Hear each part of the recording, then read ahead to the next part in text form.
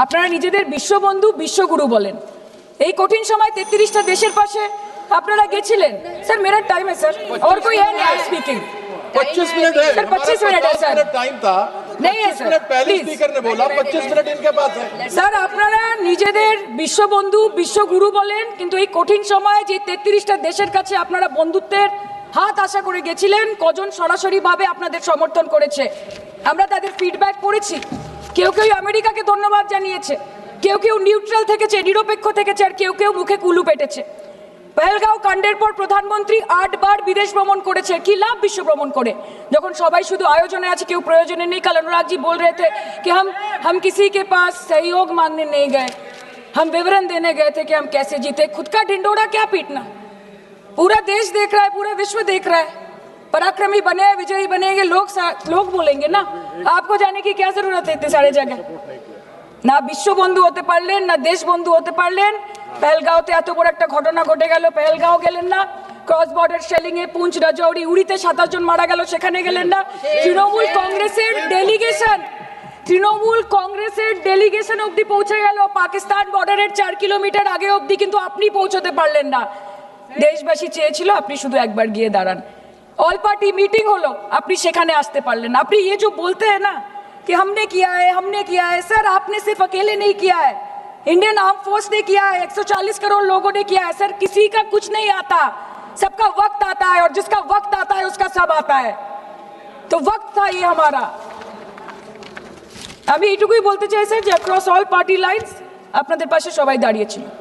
বাংলাকে বছরের পর বছর বঞ্চনা করেছেন, বাঙালি এবং বাংলা ভাষাকে অসম্মান করেছেন, তারপরেও আমাদের রাজ্যবাসী, আমাদের মুখ্যমন্ত্রী, আমাদের দল দেশের এই কঠিন সময় কোনো রকমের রাজনীতি না করে আনকন্ডিশনাল এবং আনকোয়েশ্চন সাপোর্ট দিয়েছিল ভারত সরকারকে। এবং আমাদের নেতা অভিষেক ব্যানার্জি আপনাদের পাঠানো ডেলিগেশনে গেছিলেন, ভারতের জয়গান গেয়ে এসছেন, নানান দেশে গিয়ে পরিচয় দিয়েছেন একজন জাতীয়তাবাদী এবং নিবেদিত প্রাণ ভারতীয় হওয়ার। কিন্তু তার বিনিময়ে আমরা কি পেয়েছি স্যার, এটা শুনতে হবে। তার বিনিময়ে আমরা কি পেয়েছি? আপনাদের নেতা কেন্দ্রীয় প্রতিমন্ত্রী পশ্চিমবঙ্গের বুকে দাঁড়িয়ে বলছে যে অপারেশন সিঁদুর হয়েছে, এরপর অপারেশন পশ্চিমবঙ্গ হবে। Shame on you. आप बोलते हैं ना कि ममता दीदी बांग्लादेशियों को बंगाल में घुसाती है, तो बॉर्डर में आतंकवादियों को कौन घुसा रहा है, इसका जवाब आपको देना पड़ेगा कि वो भी वही कर रहे हैं, कि वो भी ममता दीदी भी कर रही है। सामने इलेक्शन है, वो भी आप बोल सकते हैं। কালকে ইলেকশন করুন, কালকে করুন। একদিকে আপনি আপনার কারিগরি টাকা, কেন্দ্রীয় এজেন্সি, কোটি কোটি ক্ষমতা, অন্যদিকে হাওয়াই চটি বাংলার মে মমতা। আমরা দেখে নেব। भारत की प्रधानमंत्री मोदी जी की ये zero tolerance policy towards terrorism आज पूरी दुनिया भर के लिए कड़ा संदेश है। इस भारतीय सेना के हमलों में लश्कर तैयबा हो, जैश ए मोहम्मद हो, हिजबुल मुजाहिदीन हो, इनके ट्रेनिंग सेंटर पर कड़ा प्रहार किया गया। यहाँ तक कि पाकिस्तान की जो हवाई सुरक्षा है, लाहौर, पसरूर, चुनिया, अफरीवाला के HQM missile service radar station नष्ट कर दिए गए। वायुसेना अड्डे चकलाला में हो, सरगोदा, रहीम यार खान, कराची, भोलाई वायुसेना अड्डों को नुकसान किया गया। लड़ाकू और अवकाश विमान नष्ट कर दिए गए। C2 प्रणाली को नुकसान किया गया। वायु रक्षा समन्वय को पंगु बनाया गया। 9 आतंकी जिसमें जैश ए मोहम्मद से लेकर लश्कर के ठिकानों को तबाह किया गया। हमने 26/11 के हमले में जो कांग्रेस इंतजार करती रही कि शायद दुनिया की कोई और ताकत आपको परमिशन देगी, we will not wait for the permission, we will strike with precision. हमने किसी का इंतजार नहीं किया, हमने आतंकवादियों को उनके घर में घुसकर मारा है, चाहे वो एयर स्ट्राइक की बात हो, सर्जिकल स्ट्राइक की बात हो या ऑपरेशन सिंदूर की बात हो। यही नहीं, इन अटैक्स में हमने पाकिस्तान एयरफोर्स का लगभग 20% इंफ्रास्ट्रक्चर ध्वस्त कर दिया है।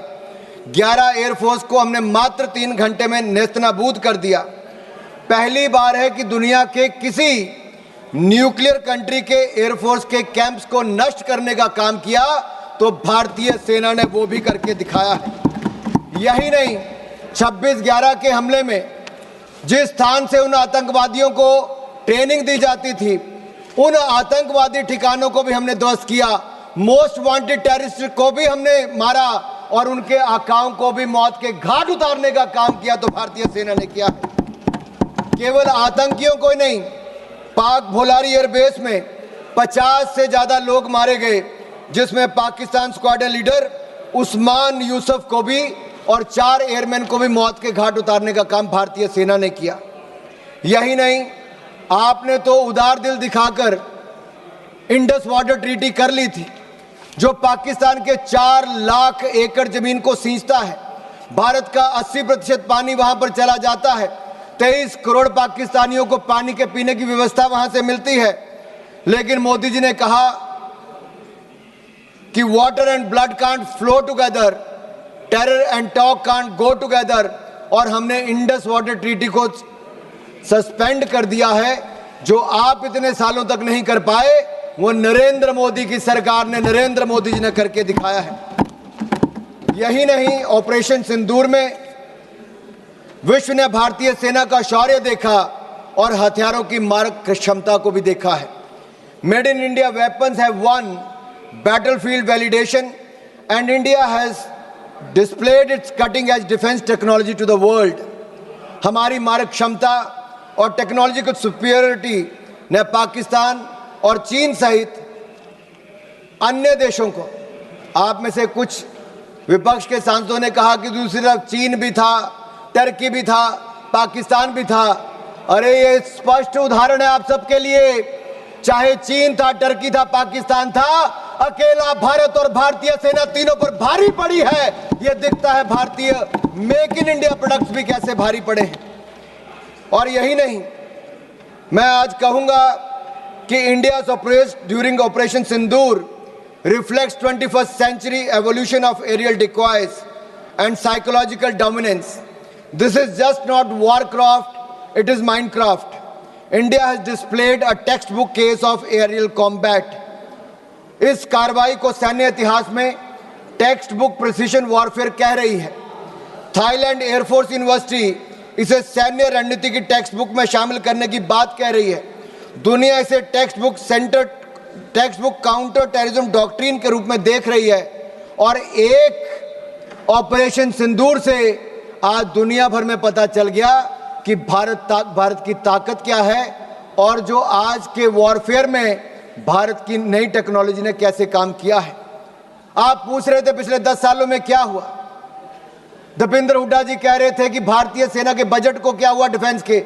माननीय निर्मला सीतारमण जी यहां पर है, रक्षा मंत्री जी हैं, पूर्व रक्षा मंत्री भी हैं, आज वित्त मंत्री हैं, राजनाथ जी हैं, रक्षा मंत्री हैं। मोदी सरकार में 2.5 लाख करोड़, आपके समय 2013-14 में डिफेंस बजट था, 2.5 लाख करोड़ से बढ़कर 6,22,000 करोड़ रुपया बजट कर दिया है। अरे आप 6,81,000 करोड़ रुपया बजट कर दिया है, दुगने से ज्यादा कर दिया, 3 गुना कर दिया है। और आप अपने गिरेबान में झांक कर देखिए, 10 साल आपने सेना को बुलेट प्रूफ जैकेट तक नहीं दी। नरेंद्र मोदी जी की सरकार में मात्र 3 सालों में 2 lakh bullet proof jacket make in India बनाकर हमने दी है। आपने 10 सालों में नहीं, 30 सालों में आपने 1 रैंक 1 पेंशन नहीं दिया। नरेंद्र मोदी जी की सरकार ने 1 रैंक पेंशन की मांग को भी पूरा किया है।